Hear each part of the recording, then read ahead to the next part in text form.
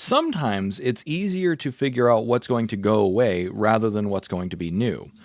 On this channel, you've heard me make a lot of predictions about how things will change in the future, what's coming, what we will build and create.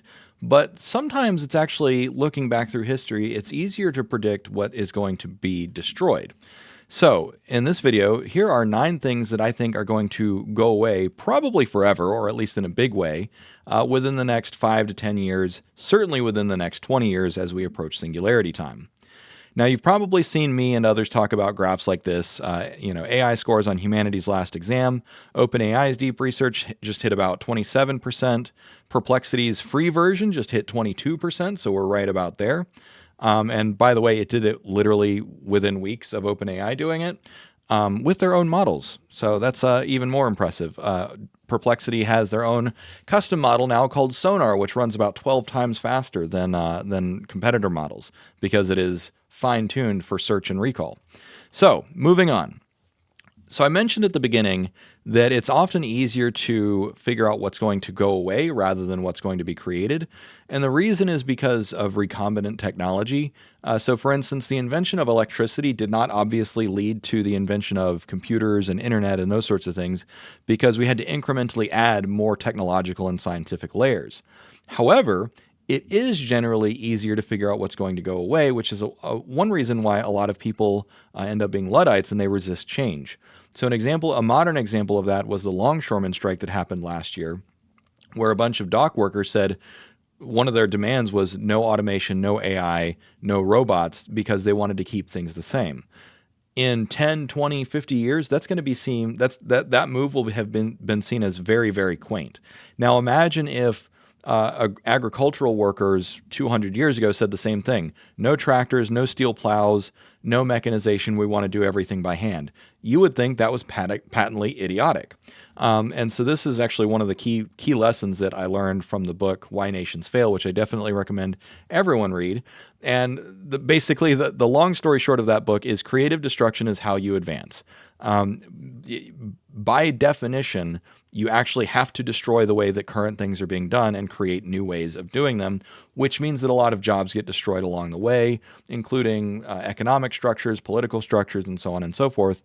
And nations and cultures that resist those changes tend to fall by the wayside. So with that being said, let's get into the good part, which is let's look at things that are just going to go away. So number one, the end of aging. Within 5 to 10 years, we're going to have more age reversal. So people kind of don't really understand the difference, or not everyone. So let me explain what I mean by regenerative medicine versus rejuvenation versus, life extension. So some people assume that life extension means that you just keep aging. I don't understand why they would make that assumption because that's not what regenerative medicine has ever really promised. But also that's literally not what rejuvenation means. So I specifically use the word rejuvenation. So rejuvenation therapy literally means to make young again. That is the goal of longevity. It's not just keeping you alive at the end of your life. That's not what longevity means. That's not what rejuvenation means. It means literally making you younger again.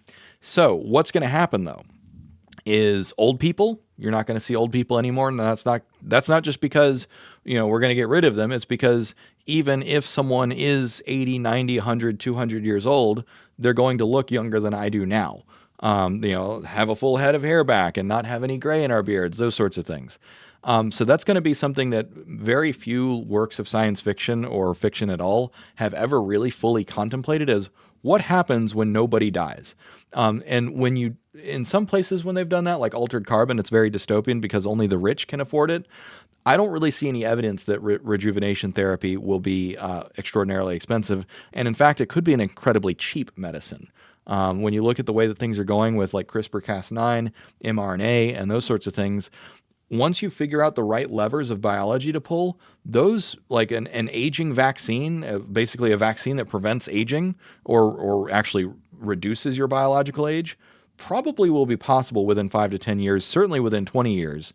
And the long-term social ramifications of that cannot be overstated. Another thing that we're going to see is the end of fossil fuels. Basically, yes, fossil fuels were good for bootstrapping civilization. We don't really need them anymore. Between solar, between fusion, between nuclear, and other things, we're really just not going to need fossil fuel. And so when I say the end of fossil fuel, I don't think that we're going to run out. I think that we're just really just not going to need it. We're going to evolve past it. Now, what I will say is that there is a very strong argument to be made for chemical fuels. Chemical fuels are very highly dense. They're very energy dense, which means that they're ready to go. At least until we invent nuclear fusion and anti-gravity devices, chemical rockets are probably going to be the way that we get off of Earth for the foreseeable future. Chemical fuels are also really good for things like vehicles that need to run autonomously, battle tanks, aircraft, those sorts of things. The energy density of batteries just probably won't cut it for a little while. Although what I will say is that the hypothetical maximum energy density of batteries is still much, much higher than what we have today. But if you're looking at chemical fuels, pure hydrogen is generally a better chemical fuel in terms of energy density and also cleanliness. However, we don't have the infrastructure for that. But what I'm saying is in the future, you're probably not going to see fossil fuels. You'll probably see hydrogen fuels as a long-term solution. Although liquid chemical fuels do have some advantages, namely they're not high pressure. And so if you don't have perfect containment, you can still contain liquid fuels with gravity. So we might actually see liquid fuels stick around, maybe for indefinitely. But there's not necessarily a compelling reason that it needs to be fossil fuels. Next up is the death of office work. Just as today, looking back and it's like, oh, going out to work on the farm, 200 years ago, it was assumed that most people would work on farms forever. Today, most people don't work on farms at all. 100 years ago, working in the factory or working in the mines was also assumed to be a good job that's going to stick around for a long time.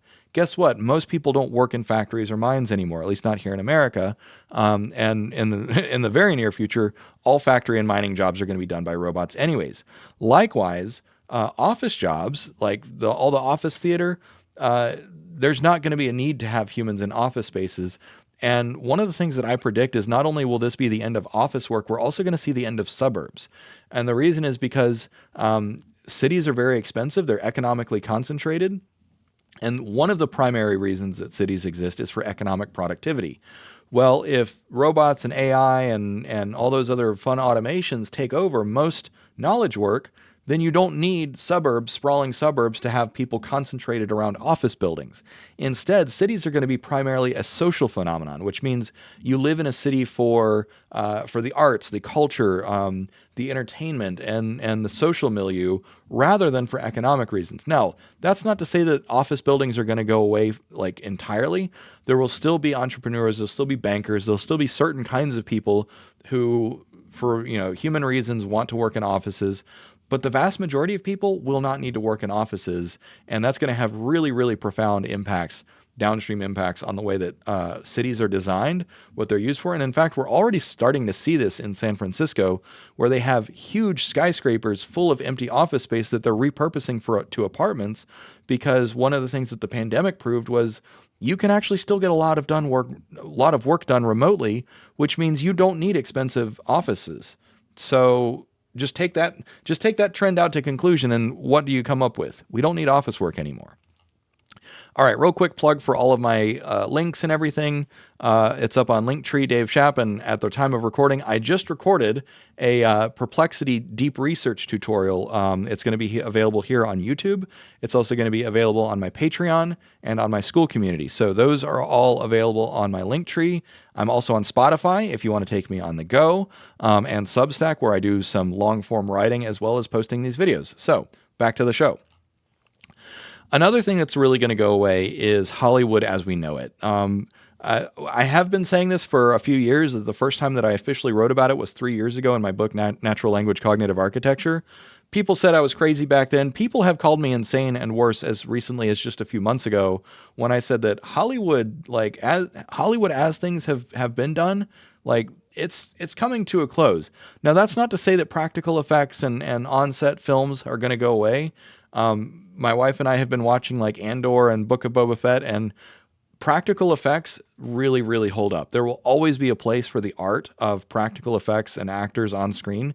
However, the vast majority of digital entertainment will be AI generated before too long. And by the way, fully AI generated stuff will look as good as the practical effects and as good as the real life actors.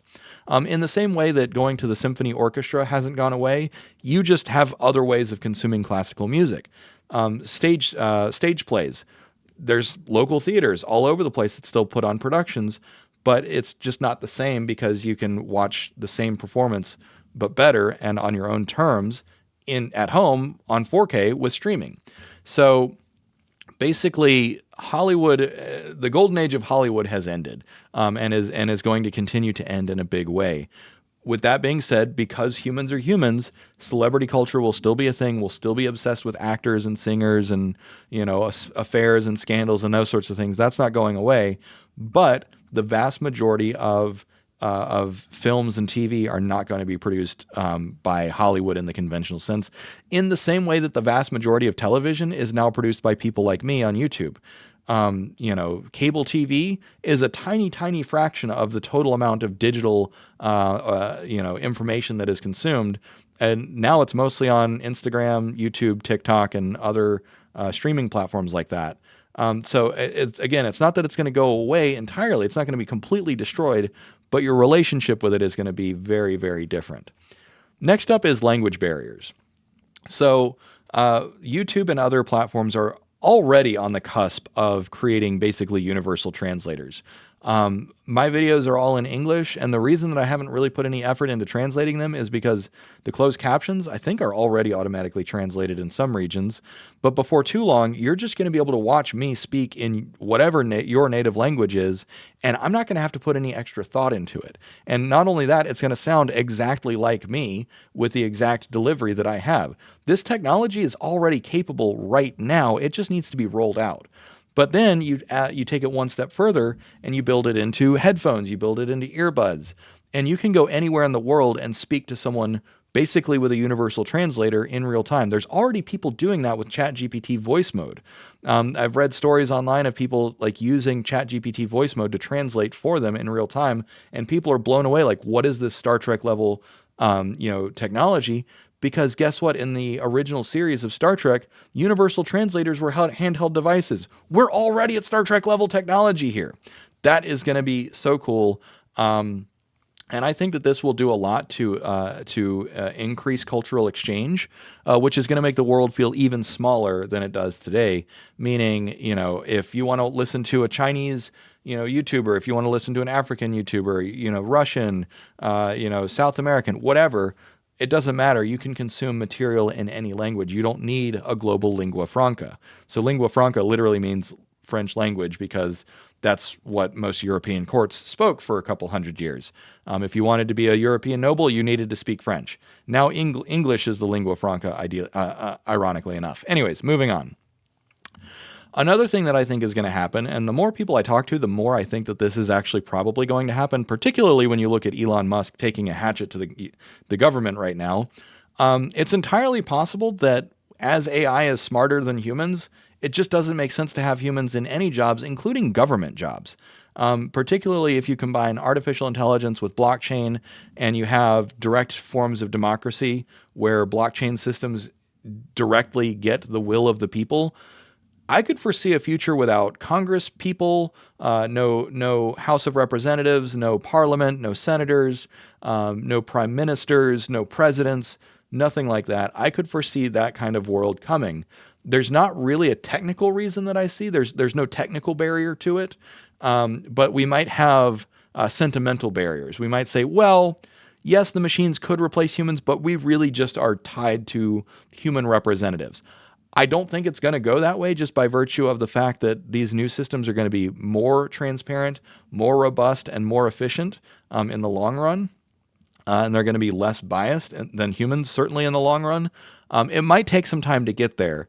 So this one might be this might be the only one that is going to take longer than 20 years because you don't want you don't want to basically tear down the government and rebuild it from scratch really quickly, because historically when people have tried that, a lot of people die.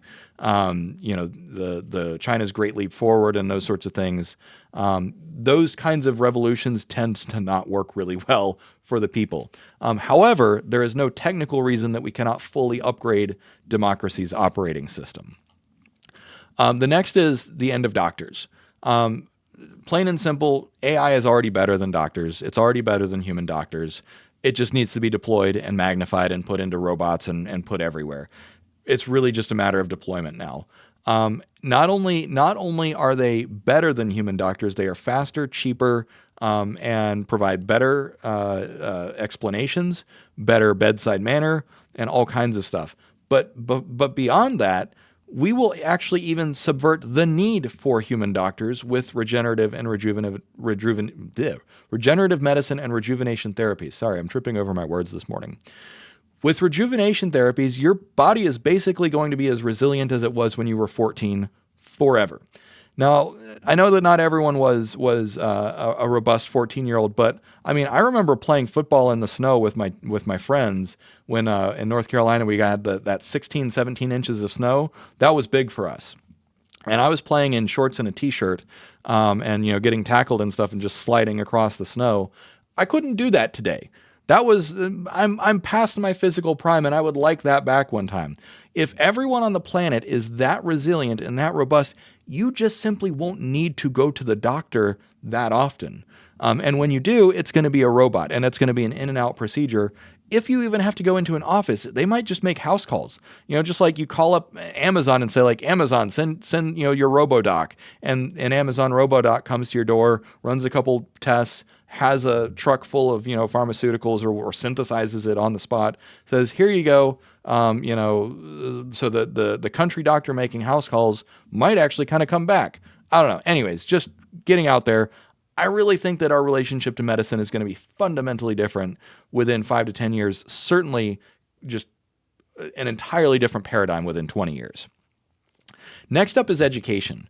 We're already seeing evidence that ChatGPT and other similar tools are far superior to conventional education. And when I say far superior, I mean students learn in the span of a couple months more than they learn in the span of a couple years under conventional education.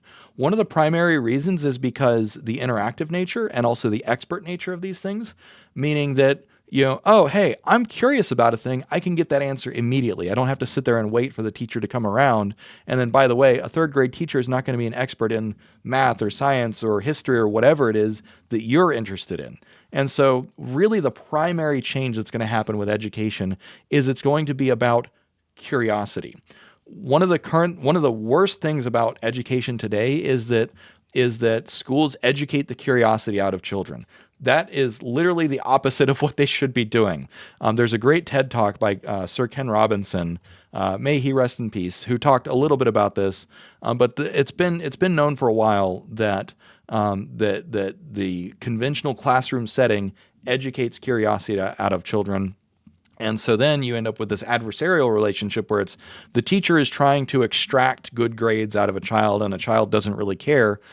So there's a theory called, Glasser's choice theory. So I spent a lot of time talking to educators. There's all kinds of things, self-determination theory, Glasser's choice theory, and so on and so forth. But basically, the modern theory of education is that you use a child's intrinsic motivation, not extrinsic motivation, not, parents will get mad at you if you don't get good grades, not that you'll get punished if you get bad grades or those sorts of things.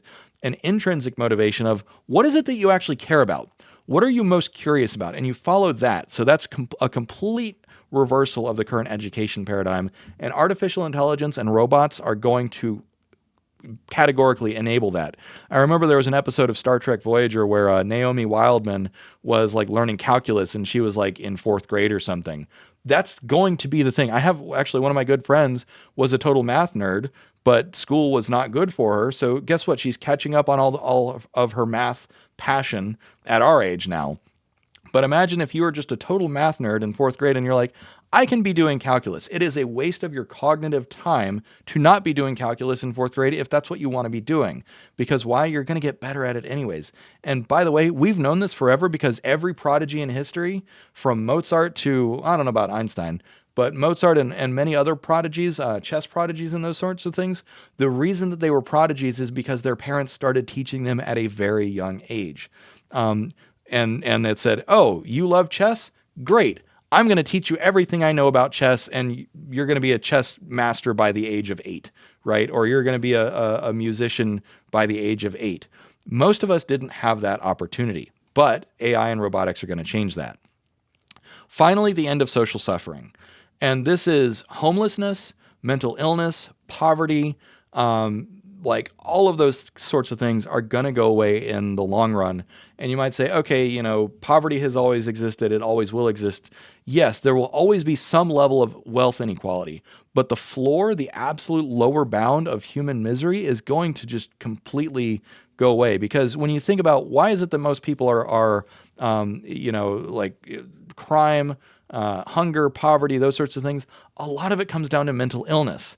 And the combination of cognitive hyperabundance, other resource hyperabundance means that, people aren't going to be struggling as much to get their needs met. People are not going to be struggling as much with their mental health issues, which means that most people are going to be able to stay productive members of society. And for the people who are just truly sick and broken, rather than ending up in prison, they can end up in somewhere better and safer for them. And that is, I think, one of the best notes to end on, is that that's the future that we can build, and technology really can help us get there. We are still operating in a scarcity economy right now. There just aren't enough government workers to go around. There aren't enough spare resources to go around to really allocate these things. And I know that some people are going to be saying, Dave, there's more empty houses than there are homeless. That comes down to scarcity mindset. And so what we need is an abundance mindset. Once we realize, wait, giving all the homeless people what they need isn't going to take away anything from anyone else. And if you look at the videos of the streets of San Francisco, I think a lot of San Franciscans would agree that it would be better to just give, the homeless people a place to stay so that they can get off the streets and stop, just coping with their lives with drugs. That's a hypothetical on my part, but anyways, thanks for watching. As we close out, I want to point you at this new subreddit called r/accelerate. And I want to point out up here that it says no decels allowed. It is a very optimistic subreddit. It was basically created because r/singularity, r/technology, and r/futurology are all pretty toxic and full of people that are like it. Those are very like, I don't know. It's weird. r/singularity gets triggered by the weirdest things. You have good news, they get triggered. You have bad news, they get triggered. They just want to be angry. So that attitude is not allowed on r/accelerate. So with that being said, thanks for watching. Cheers. Have a good one.